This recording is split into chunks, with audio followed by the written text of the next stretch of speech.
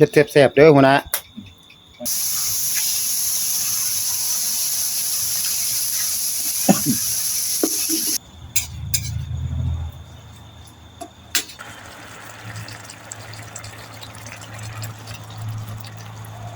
ใส่เยอะอร่อยเยอะแม่นติ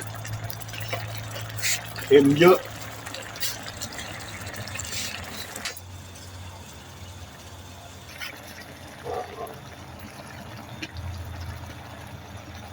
ผักกันจอง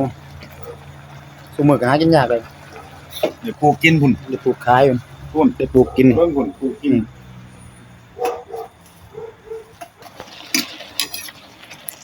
เดี๋ยวก็ยุบบ่แม่นบ่หลายที่นี่ ว้าวเด็กยุบลงหาบ่เห็น หน้าตาน่ากินแล้วพี่น้องแซ่บๆนำกันมาเด้อสุกแล้วนี่พร้อมเสิร์ฟ